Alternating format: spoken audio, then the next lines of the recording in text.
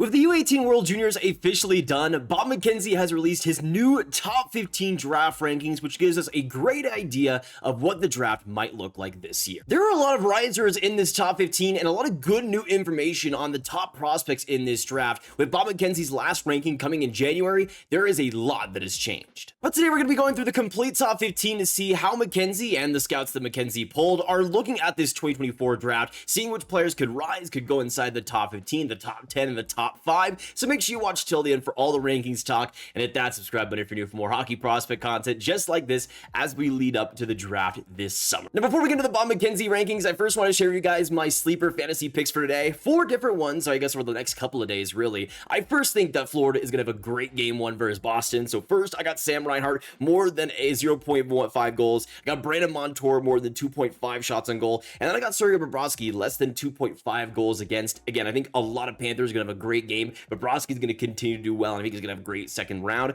And then for the next Canes and Rangers game, I got Sebastian Aho, less than 0.5 power play points. The Canes power play has been brutal, and I just don't think Aho's going to get the opportunity to get anything going there. Going to put $10 down to win 61. And if you guys want to join me on Sleeper, it's super easy. Just go in the description, click on the link, and sign up there, and use promo code GRAB on your first deposit. And when you guys do, it helps the channel a ton. With all the NHL, NBA playoffs going on, there's no better time to get started. So thank you to Sleeper Fantasy for sponsoring today's video. Now, as we mentioned before, Bob McKenzie hasn't released a new draft ranking since January, and a lot of players have had their seasons end with the U18 World Juniors as well going to a close. There's been a lot of changes in this list and a lot of players going up and down that I want to talk to you guys about here. If you guys don't already, Bob McKenzie's rankings are based on scouts' opinions. So he goes to different NHL scouts, people within the business connected to teams, and he asks them where he has each prospect, what their rankings would look like. So in terms of NHL teams, this is the best place to get a good idea of what the draft might look like. Now, just for some reference, this was Bob McKenzie's January rankings, where you have the top 10 in Celebrini, Silayev, Levshunov, Eiserman, Lindstrom, Demidov, Dickinson, Helenius, Perek, and then Berkly, Catton finishing it off. And as Bob McKenzie announces with his new rankings, saying a draft lottery edition rankings teaser for the top 15 that'll come out this afternoon, the top 10 today will be split evenly between forwards and D-man. The top 15, however, features 9 forwards and 6 defensemen, and there's no surprise at number 1. And Bob isn't lying with that one. We get the official new rankings and the headline as well, an unpredictable ride after Macklin Celebrini, and boy is that true. As Bob writes, as one scout puts it, Celebrini is going number 1, but the next 5 or 6 teams picking after first overall might all get the number 2 prospect on their respective lists. That's how much varied opinion on the top prospects after Celebrini. And as McKenzie mentions, the lack of clear consensus beyond Celebrini from number 2, from number 10 and beyond would be unprecedented. I've been doing draft rankings like this one for more than 35 years, and I don't recall a year where the top 10 is such a hodgepodge of opinion. And that's kind of correct, honestly. There's so many players that are raw, that aren't at that level where you want to see them yet. And the unpredictability with this draft is going to be maybe the most entertaining part of it. Especially on draft day, we could see some massive surprises here, folks. Really, the only lack of surprise will be first overall in Macklin Celebrini, who is going to go first overall pretty much no matter what, in my opinion, with how good he was at BU, with how good he was at the World Juniors, with how good he'll likely be at the World Championships. Macklin Celebrini is pretty much a complete lock. And really, besides that, that's where the entertainment factor comes in. But Celebrini is going to be a fantastic first-line center, and it's good to see him still get his flowers here at first overall. But here's where we start to get crazy once again, because at number 2, we got Ivan Demidov here in the Bob McKenzie rankings. And it's interesting because, again, if you paid attention to those mid-season rankings, Demidov was at number 6. But with how good his second half was in the MHL, how good his playoffs were as well in the MHL level, Demidov really raised his stock once again to come out at number 2, and it's completely deserved. My number 2 as well, and it's good to see him get the appreciation here. He was somebody that I was kind of concerned might end up dropping in this draft. In the last mock draft, I had him 10th overall, but that was because of some of the lack of maturity and just question marks around him just playing in the MHL level completely and how much that would translate. To me, it wasn't a worry, but I was kind of worried that scouts would see it as a worry, but here he comes in at number 2, and it seems like scouts don't have much of a problem with him, which is great to see, because if he's able to unlock that talent, he will be one of the best prospects in this draft. At number 3, interestingly enough, is actually Anton Silayev, who is second in the mid-season rankings, but comes in at number 3. And even though this is a little bit rich for me, I'm not quite on the Silayev trade compared to others. He has brilliant skating, great physical maturity already, and this is somebody that I think will project very well to the NHL level, and you won't really have many concerns about the way he's going to be playing structurally, defensively. He's going to be there. He's going to be a solid, competent D-man. I have some questions over the offensive translatability, how much there will be there, but there's still a lot to work with Silayev and still a lot of room to grow, and him coming out number 3 isn't the biggest surprise. I could absolutely see him being a top 3 draft pick, being still number 2 in the draft potentially. It all depends on who ends up drafting, but if a team needs a physical D-man that can skate like the wind, Silayev is a pretty great choice. At number 4 goes Artyom Levshunov, and of course with Demidov at number 2, it bumps down Silayev and Levshunov 1 spot from the mid-season rankings, but Levshunov is going to be drafted high, as he should, with the potential of the high-end talent he has, the aggressiveness, the offensive capability. Levshunov could be an absolute circus out there in the NHL level in the best way. He's going to be an entertaining stud out there. And at number 4, this is a pretty reasonable spot for him, honestly. I have him a little bit lower, but still, this is a player that I could absolutely see being worth a top 4 draft pick if that talent is able to translate. Now, coming in and rounding out the top 5, actually in an interesting spot here for me, is Cayden Lindstrom. I honestly kind of expected to see Lindstrom a little bit lower on this list because of the bigger injury he suffered in the second half and the playoffs in the WHL not really being incredibly impressive. But in Cayden Lindstrom's case, I'm still a big believer in the potential, in the skating, in the wherewithal. This guy just has so much skill and a speed at his size that it would be so enticing to get a player like this in your pool. And coming in at number 5, I love to see him still in this spot. I would have him a little bit higher, but in Lindstrom's case, I've been seeing him outside the top 10 by some people, towards like the 8 to 10 range. And I think for the potential you're getting, that's just disrespectful on Lindstrom's case. If you're able to get him at 5th overall, I still think that's a fantastic pick. But I also think because of him not playing in the U18 World Juniors, not getting a chance to really showcase himself there, that might be something that scouts end up unrightfully holding against him perhaps and going with a different player instead. Lindstrom's stock is going to be fascinating leading up to the draft, and seeing where he goes is going to be a crazy wild ride, but I think he's worth a top 5 pick and should go top 5 on draft day. At number 6 is Sam Dickinson, who's still on the playoff run with the London Knights here as well, and he comes in at number 6, and as Bob McKenzie points out, has actually moved up 1 slot from the mid-season rankings, and he's kind of like Lindstrom in a way where I love the potential, I love the talent that he has, and even though there are some issues with his decision making at times, I think Sam Dickinson is somebody you could mold into a top pair D if you're able to utilize the skill set with the passing, with the skating, with the edge work there. It's all at such a high level. To me, at number 6, that'd be pretty worthy spot for Sam Dickinson. He's somebody that I've gone off and on and off throughout this season, as you guys know, was once my top defenseman in this draft. Isn't quite on that level anymore, but I could see why a team would hold him in that type of value, because he has the potential to be, I think, a number 1 D if everything pans out right. And I think with the maturity he has, I think teams are going to love that aspect too. Jumping up 2 spots in the Bob McKenzie ranking is actually Zane Parekh of the Saginaw Spirit, who just like Sam Dickinson is also on that playoff run as well. And offensively, we know what Zane Parekh can do, the game-breaking offensive talent he has, especially commanding that blue line on the power play. There's just going to be so much there to mold over the next few years. It's interesting though to see him coming out at number 7, especially over some other D, some other forwards. It's interesting though, the stock that has been raised in his case, because he's somebody that I think a lot of people have a lot of varying opinions about. I wouldn't be surprised to see him outside the top 10 or maybe even going top 5 on draft day. It really all depends on what teams are in the right spots,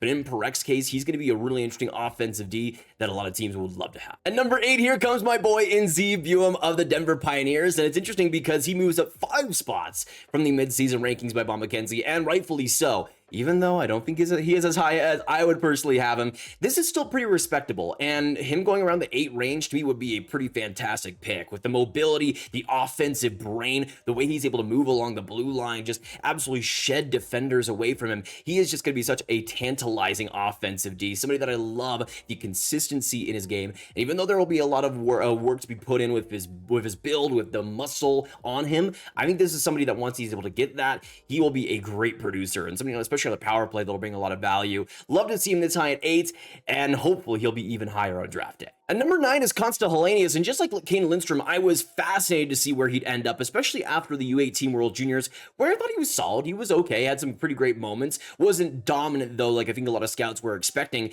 And at number 9, I think that's a pretty fair spot for him. I have him a couple of spots lower just because I don't think the offensive potential is going to be incredible at the NHL level, but I still see a really solid middle 6C here who will bring a great overall game, incredible smarts, and the IQ will really bring him a long way. But at number 9, I think that's a respectable place for him. And if he goes there on draft day, I don't really blame a team for taking him. He'll be an NHL guy and a pretty solid one at that. At number 10, we got Iginla coming into the spot, and it's really fascinating to see the jump in his rankings. He was 16th in the mid-season rankings, now comes in at number 10, a solid U18 World Juniors, a great first round, especially in the WHL playoffs. Of course, with the intensity, the work ethic he puts in, I mean, Iginla is going to be such a fascinating player on draft day to see where he goes, because I think in terms of the long-term maturity and the growth, Iginla's already shown so much in just the last calendar year. He's also one of the most youngest draft prospects in this entire class. And I think a lot of teams are going to be really interested in the growth and the raw play that he has. He just plays the game in such a correct way and such a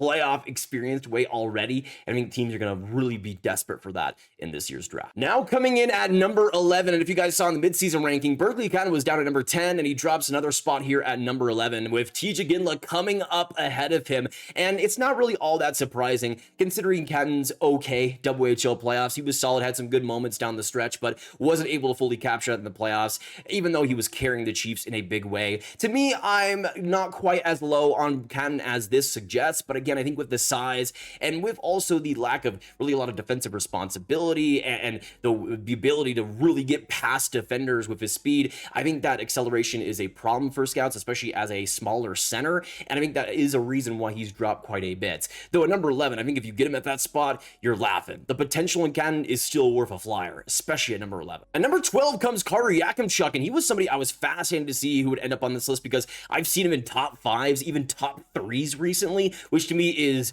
blasphemous. I don't know where that's coming from. He has a great shot and the offensive confidence is incredible, but there has been a lot of talk about him going in the top 5 in this year's draft. He comes in at number 12, and he actually has the same spot as the mid-season list, so he didn't rise up at all for NHL scouts, which I think is interesting. Even though I still have him a decent bit lower than 12, I think this is a much more respectable spot for Yakimchuk than 5th overall. I mean, that to me is just, that's a different planet of confusion for me. But in Yakimchuk's case, if you get him top 12, I think he could be a really interesting power play option in the future, though I wouldn't expect much more than that. At number 13, and oh boy, here is where Cole Eiserman drops, and we have talked a lot about the fall in Cole Eiserman's stock this year. But interestingly, after the U18 World Juniors, where he set the goal record in the NCDP, passing Cole Caulfield, he drops 10 spots from the mid-season rankings.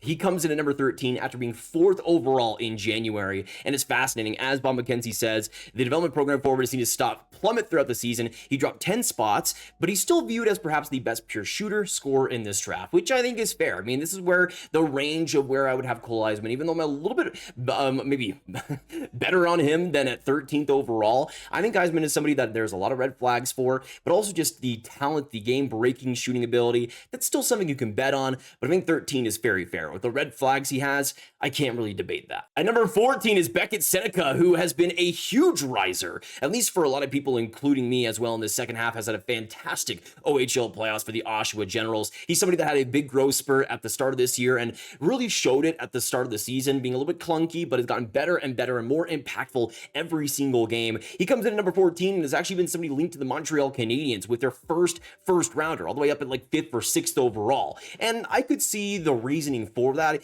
even though I think he's an inconsistent player. He kind of reminds me a lot of Kirby Dach in his draft year, where you could see the moments and you could see the progression in his game. And to me, it was in Seneca's case, he's somebody that even though I wouldn't have as high as top 5, I could see the reason for growth and the reason why you see he could grow so much over the next few years too. Kind of like Koski for the Habs as well when they drafted him. There's a lot of room to grow here in Seneca's case, but at 14th overall, that's a pretty solid spot for him, honestly. And you could see moving up from 19 to 14, pretty good rise there. And then we go on to the interesting one here at 15th overall in Trevor Connolly. I was fascinated to see where he'd end up after the U18 World Juniors. I'm not sure how much of this is affected by the U18s and that, of course, horrible horrible major penalty in the gold medal game that really cost his team the gold medal in the end. I'm still mad about it. But in Trevor Connolly's case, you know the skill, you know the game-breaking talent offensively, the ability to create passes, the vision on the ice. I mean, with Connolly, so many offensive traits, he checks those boxes. And even though I have some concerns with him at the next level, really being able to command physically,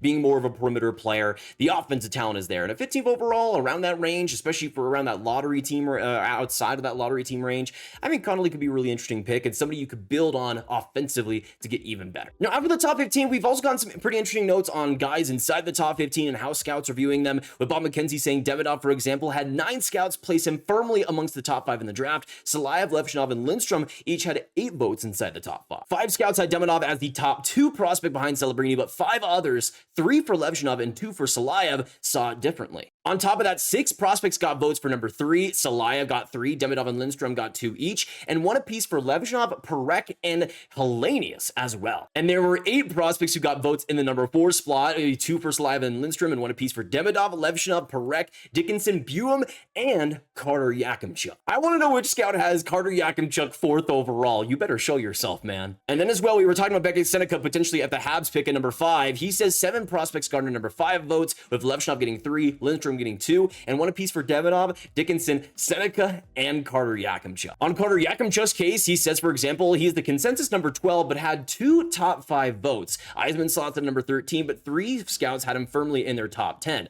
Seneca is number 14, but had 1 top 5 vote and 2 more inside the top 10. So Yakimchuk, Eiserman, Seneca, these are probably the guys that have the biggest divergence in opinions, but some scouts are really, really high on them. And here you can see the rest of the top 15, just all of it ready to go right in one place. And again, I just have to appreciate Bob McKenzie for the work he puts in for these, for how many scouts he pulls. It really gives us a great idea of what scouts are thinking right now for the NHL draft, what they want to acquire, which players they value the most. And it's pretty enlightening what we've seen with a lot of fallers, a lot of risers. This draft is going to be a crazy one. Again, I would not be surprised if Seneca finds himself inside the top 5. Carter Yakimchuk does as well. All it takes is one team liking one player, and the draft is completely out of whack, and that's what I love about it the most. But I would love to know your thoughts down below on this top 15. What do you guys think about it? If you like it, if you think it is a trash list, what you guys disagree and agree with this one as well. Where would you have each of these prospects? What do you think about the fallers and risers? The fallers in Eiserman's case, and the risers in Iginla and Seneca's case as well, and who you want your team to draft on draft day.